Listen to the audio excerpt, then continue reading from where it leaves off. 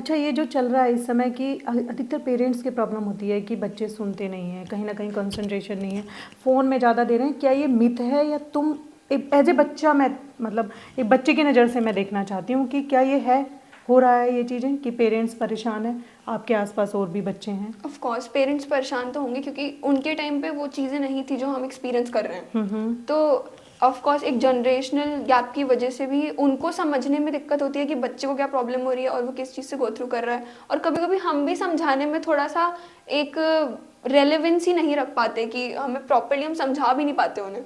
तो I think इस चीज़ में पेशेंस रखना इज इंपॉर्टेंट कि अपने पेरेंट्स से बात करो, उनसे कम्युनिकेशन अच्छे से करो, रेगुलर बेसिस पे उनसे बातें करो, दिक्कत हो रही है उनके पास जाओ, इट्स गोइंग टू सॉल्व। आपके जो फ्रेंड्स हैं जिनसे बात भी होती होगी कि जब वो पेरेंट्स के पास जाते हैं तो क्या पेरेंट्स से कैसा रिस्पॉन्स मिलता है? जैसे एक होता है ना, मजाक में भी होता है कि पहले फ्रेंड बन के पूछ लेते हैं और फिर मम्मी पापा बन के डांटते हैं।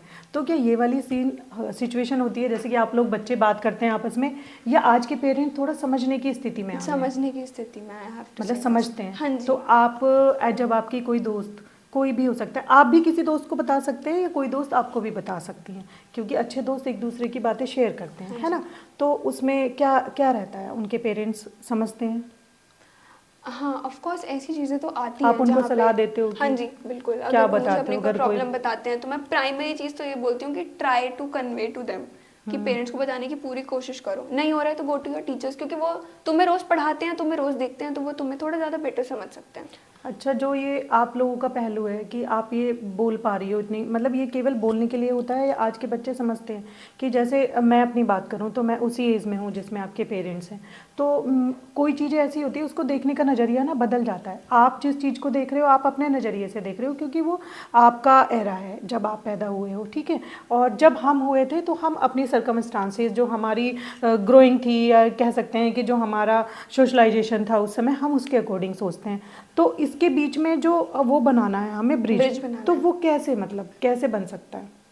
आई थिंक हमें कम्युनिकेशन इज़ द की, कि अगर आप अपने पेरेंट्स को समझा पा रहे हो कि ये सिर्फ मेरे साथ दिक्कत नहीं है, काफ़ी बच्चों को डिस्ट्रैक्शन की प्रॉब्लम होती है, वो सब उस चीज़ से डील करते हैं। अब द थिंग इज़ कि मेरे पेरेंट्स बहुत जल्दी समझ जाते हैं, क्योंकि मैंने बचपन से वो कम्युनिकेशन उनसे बना के रखी है कि मुझे माइनर इनकन्वीनियंस में भी आई गो टू देम। हम्म। तो मुझे बहुत कोई हार्ड कॉन्वर्जेशंस करने में प्रॉब्लम नहीं होती। तो जब ये कम्युनिकेशन बन जाता है तो आसान हो जाती है हाँ जी, बच्चे के लिए भी कन्वे बहुत करना। ईजी हो जाता है। तो इसमें किसी एक का ही रहता है या फिर दोनों नहीं, को थोड़ा थोड़ा? दोनों साइड से रोल होता है बिल्कुल, क्योंकि पेरेंट्स को भी अपना वो पूरा जिस चीज़ में वो ग्रो हुए हैं, उन्होंने जो सर्कमस्टांसेस देखी है उसके बियॉन्ड सोचना पड़ता है। सोचना पड़ेगा। और बच्चे को उनकी साइड रह के सोचना पड़ता है कि जब वो उस एज में थे तो उनके साथ उनकी लाइफ में क्या हो रहा होगा। तो दोनों साइड से दोनों को एफर्ट डालना पड़ता है, चाहे पेरेंट्स हो चाहे बच्चा हो। तो there is a need to have balance correct. From the both yes. Sides, right? तो यहाँ पे सबसे बड़ी बात यह है कि किसी भी पक्ष का एकदम रिजिड हो जाना जो है वो समस्या का समाधान बिल्कुल नहीं हो सकता है।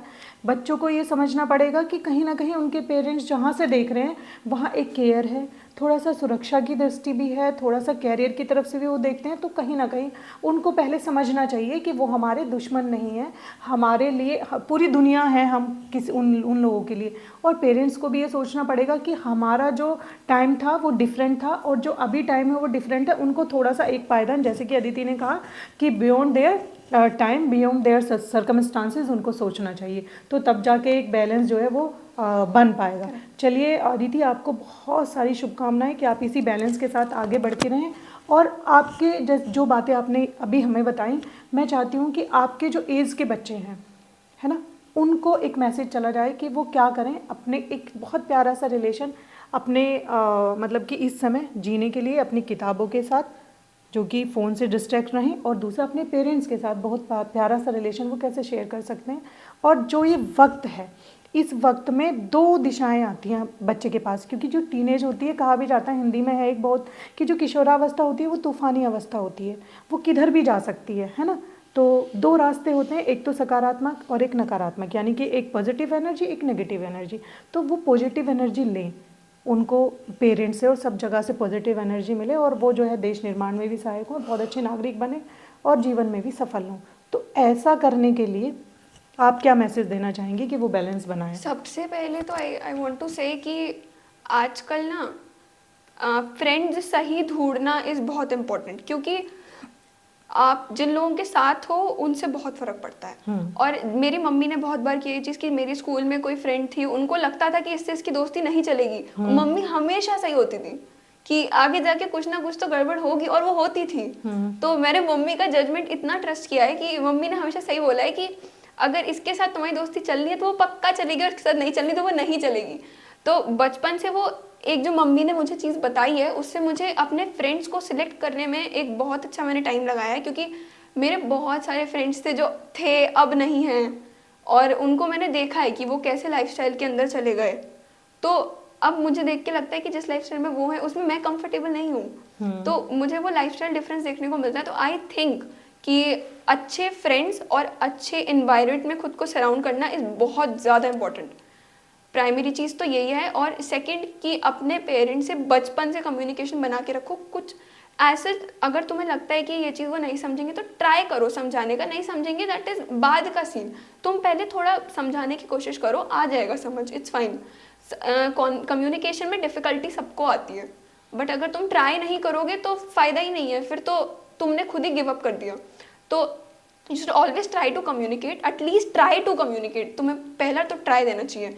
एंड अपने if I talk about studies, तो हाँ, स्टार्टिंग से उस चीज़ को मेंटेन करके रखो। मेरे साथ भी चीज़ बहुत बार होती है कि मैं स्टार्टिंग पे ध्यान नहीं देती, फिर एंड में मेरे ऊपर इतना बर्डन पड़ जाता है कि मुझे एक बार चीज़ें पूरी एक साथ देखनी पड़ती हैं, और फिर मैं रिग्रेट करती हूँ कि पहले पढ़ लिया होता।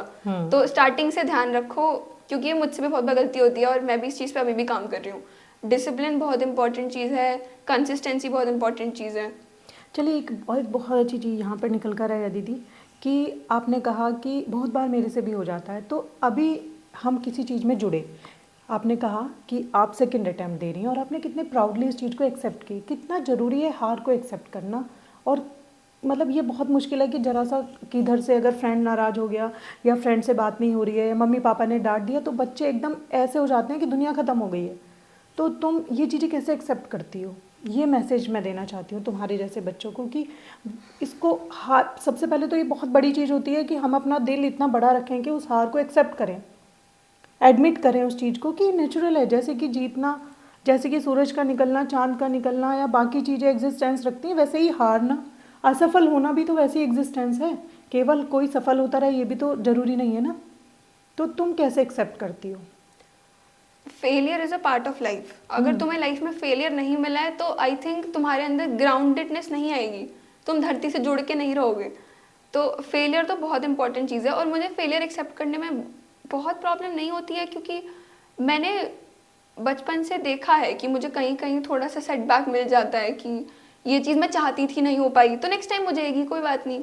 इसमें बहुत ज़्यादा हार के और डिप्रेसिंग फीलिंग में जाने की इतना, ऑफ कोर्स रोना सबको आता है जब कोई चीज़ नहीं होती, रो लेना मन चाहिए, की मुझे चीज़ नहीं लगता होती, है। रो लेना चाहिए। हाँ। इट्स फाइन, क्योंकि एक हाँ। बार वो चीज़ जब आपके अंदर से निकल जाती है ना, तो नाउ यू आर एबल कि अब तुम या तो दोबारा उस चीज़ को ट्राई करो या मूव ऑन करो, कुछ और ट्राई करो। और हो जाता है, इतना हाँ, मुश्किल नहीं होता हाँ, है। हाँ। तो मैं ये सिर्फ निकलवाना इसलिए चाहती हूँ अदिति के मुँह से ही कि हम जब बोलते हैं एज ए पेरेंट तो आप लोगों को लगता है दूसरी दुनिया की बात है, अरे ये आउट ऑफ फैशन, आपके टाइम में होता होगा। ऐसा नहीं है। अब वो तुम्हारे साथ की बच्ची है, आप लोगों जैसी बच्ची है, वो ये जानती है उसने बहुत, और वो ऐसा भी नहीं है कि जितने अचीवमेंट मिले हर सब में जीती भी हो। कई बार ऐसा होता है कि हम सेकंड आते हैं, रनर अप रहते हैं, या फिर हमें कोई भी चांस नहीं मिलता, जबकि हम बहुत अच्छे भी रहते हैं। तो ये जीवन है, और जीवन में आंसू निकल जाना लाजमी है, फेल हो जाना लाजमी है। बस हमें चाहिए कि हम उसको बहुत अच्छे से एक्सेप्ट कर लें, तो बहुत शानदार और बहुत ही सुंदर सी ज़िंदगी होगी। तो चलिए अदिति, बहुत ही खूबसूरत सी बातचीत रही, और आशा करते हैं हम कि आगे भी बातचीत आपसे कभी बैठेंगे। और चलिए आप सभी को